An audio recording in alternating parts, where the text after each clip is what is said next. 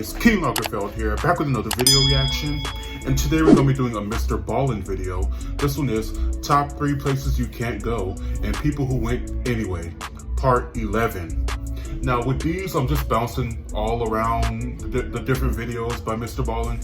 I'm not really going in order. I did part 5, now I'm doing part 11.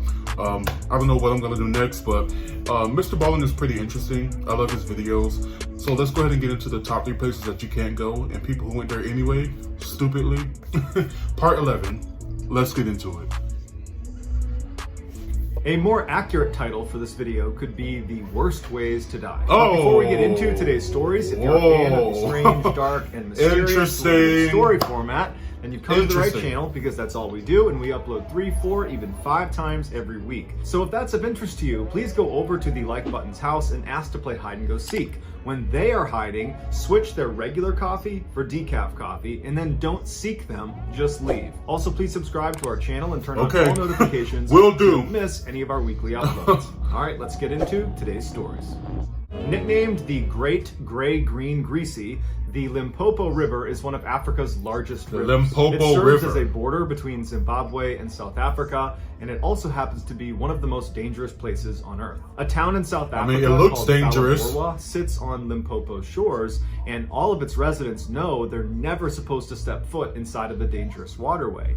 But not all of their residents take that guidance seriously. On January 1st, 2010, Phalaborwa resident Mariska Buitendag, along with her boyfriend and 6 of their other friends, had been out all night partying, celebrating the new year. They had had a considerable amount of alcohol over the course of the night, so as the sun was coming up, alcohol and water, that's a bad combination. They decided they wanted to take an early morning dip in the Limpopo River. So they head over to the river, and while initially they all seemed eager to get in the waterway, it was only Mariska that was brave enough to do it. So the rest stayed on shore, and Mariska jumped in the river and jumped right out again. And she survived, and everyone was very impressed with her. And so she's confident, and so she does it again, this time going a little bit farther into the river before coming back on shore. Now she's really confident. She's done it twice. And so she said, hey, who wants to come with me for a third time in? And the group said, no, we're still 3 strikes, and you're out. You shouldn't push your luck. This is not safe. And she said, I don't care, I'm going in for a third time. So Mariska gets in the water, and by herself, she swims out on her back about 15 meters away from shore. She turns and waves at the group and smiles before she is violently pulled under the water. There wasn't even time for her to scream. My God. Her boyfriend immediately jumped into the water to try to pull her out. All you had to do was stop. He knew where she was, and there was no way he was getting her back. The other nickname for the Limpopo River is Crocodile River. And Mariska, unfortunately, had fell victim to one of its apex predators. But it's not just drunk partygoers that fall victim to these crocodiles. Unfortunately for the residents of Zimbabwe, because of the extreme hardships they have to face, many of them have been forced to flee the country and cross over the Limpopo River to try to gain entry into South Africa.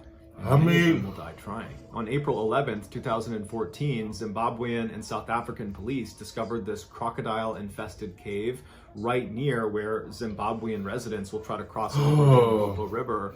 And inside alligators and crocodiles, the remains of 15 people that presumably tried to cross over and were caught by crocodiles. The discovery of this cave and the 15 people who lost their lives inside of it, while tragic and certainly gruesome, it only represents a fraction of the total number of people who have died trying to cross this river.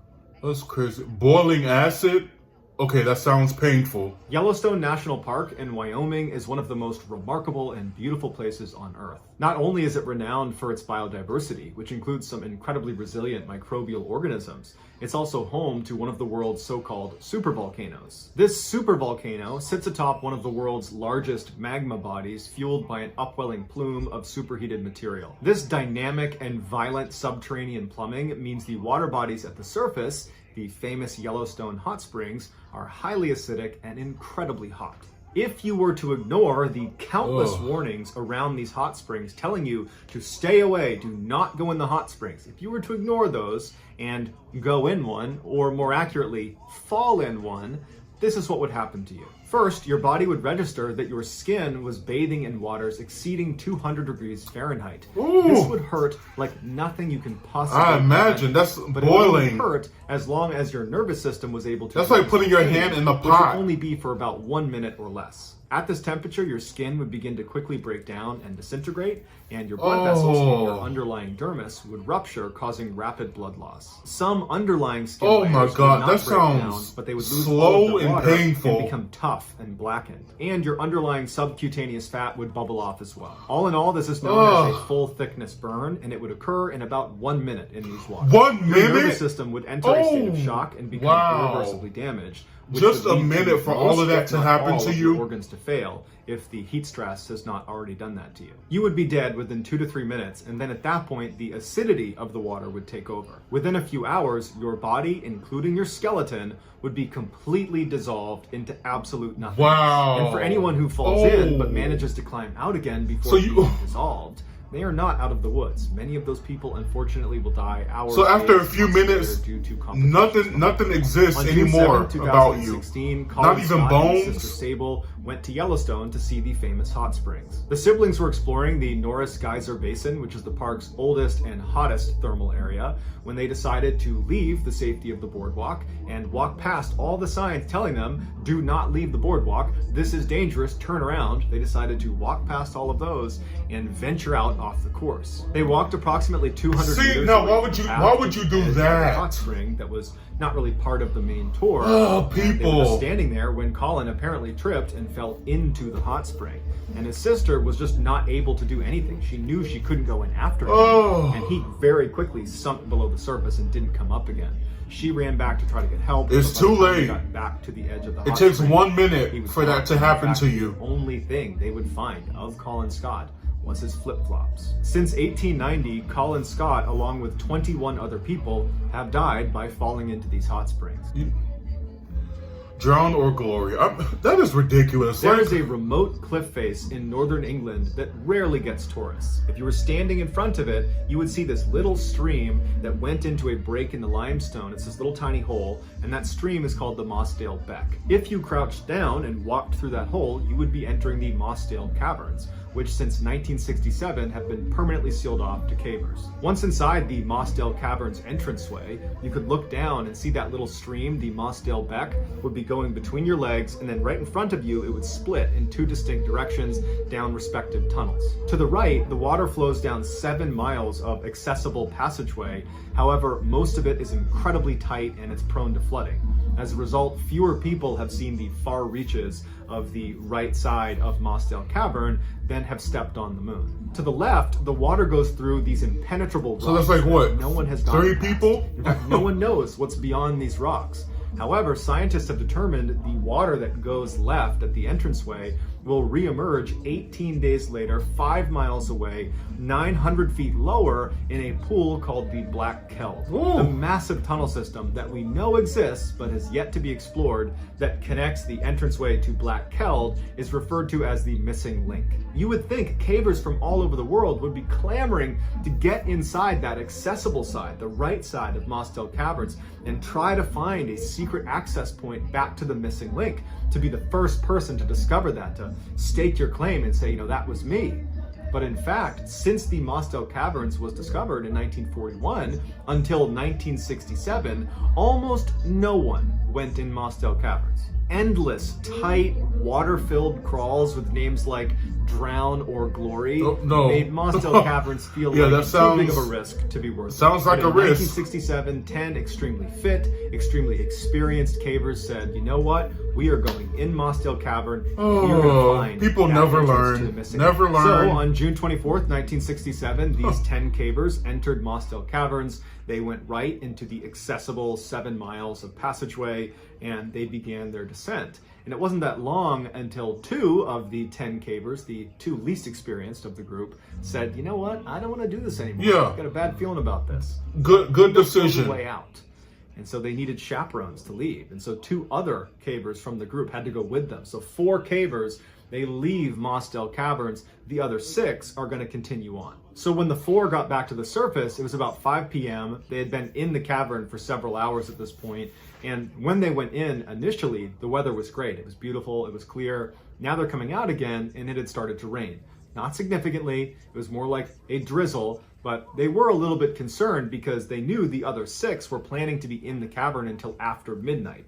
So they were just hopeful that the rain did not get any worse. But just a couple of hours later, the skies opened up and it rained like it hadn't rained in years. Just torrential downpour. So it just rains heavy on that one day. So they went back out of all days, hoping that maybe, you know, the other 6 that is messed up. The rain. Although that is so messed up, considering how deep they were going to be. But they were hoping that maybe they'd be coming out again and they would see them and get them back to safety. But when they arrived there, not only were the 6 not out of the cave, but the actual entrance to the cave was completely submerged in water. Earlier that day, when the 4 cavers turned around and left, the other 6 cavers, I mean, I hope they're okay, but I doubt it. 2 miles deep into these caves. They had passed the fabled drown or glory swim, they had survived the knee wrecker passage, and they had bit their tongue as they squeezed through the famously painful Umaguli tunnel, now located hours away from the only way out. So they are way into this cave.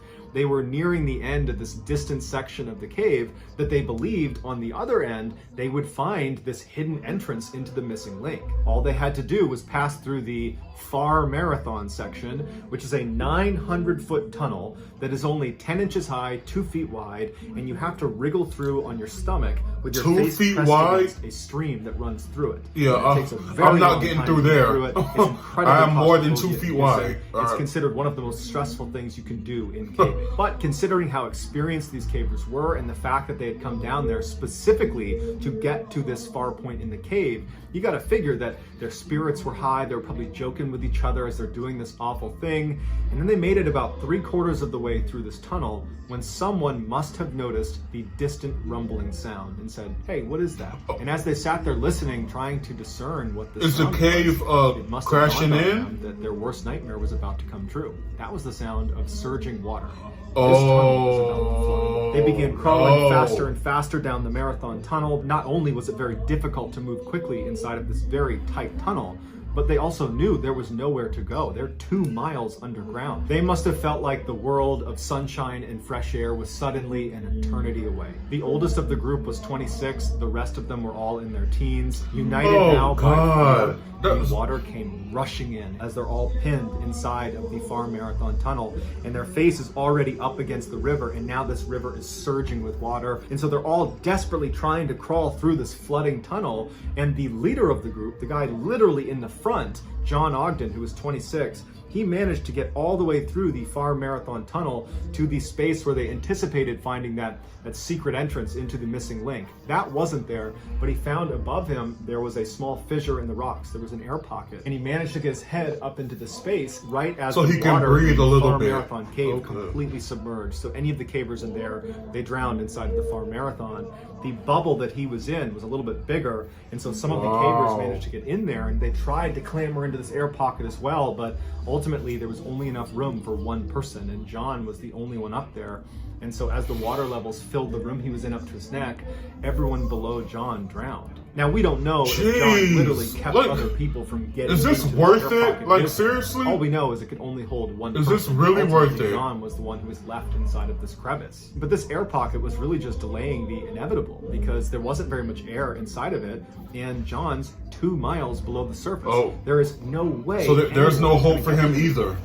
And so he ended up dying a couple days later, and when they found him, he was still in the air pocket trying to get one last breath. What I've not covered in this story that I would encourage you all to check out is there was this incredible effort to try to save these cavers before anyone knew they were deceased. There was this hope that maybe they found an air pocket and they were still alive. And so they basically created this artificial dam that was very precarious. The water could at any moment spill over, and it provided just enough drainage inside of this cavern for some of the best cavers in the world to go into the cavern to look for them. And so they went into this cavern knowing at any minute that makeshift dam on the surface could break and they will 100% drown in here. No one's coming to get them. They had to crawl through the far marathon tunnel all the way down at the bottom to get to the lost cavers. And ultimately, when they discovered they were all deceased, it would have been impossible to remove their bodies. And so the decision was made to leave these 6 cavers where they died and seal off the cave permanently. So in 1967, they sealed it off. And so they're all still down there, like a gravesite, and no one goes in it. So that's going to do it, guys. If you found these secret in today's episode, let us know in the comments. I mean, this is just ridiculous. I mean, once again, we have an example of, you know, being adventurous, you know, is commendable, but a lot of the time it's just not worth it. I mean, your life can be taken away from you just like that, just because you went into a cave and, you know, something goes wrong. Like in this story, they said he said it doesn't rain a lot, but on the one day that they went to cave diving, now all of a sudden it wants to flood. I mean, on that one day, I would have felt so terrible, you know, just deciding that I want to go diving, and on that one day, that's the day that it starts to flood, and then I drown. I mean, I'm pretty sure a lot of them died pretty mad that happened. And the story with the crocodiles, I mean, that girl was just, you know, that was senseless. I mean, why would you even do it a third time? You survived twice. You know that there's dangerous animals in this big, long lake, and you do it again? I mean, it just makes no sense. But some people, you know, they just like to gamble with their life. You know, some people, they get lucky, but most of them, I'm pretty sure they lose that gamble. But anyway, guys, another very entertaining, informative, shocking video by MrBallen. Anyway, guys, great video. Let me know what you guys thought about this down in the comments below. Make sure you like, comment, and subscribe. Until next time, be blessed, be your best, and keep down the stress. Bye, guys.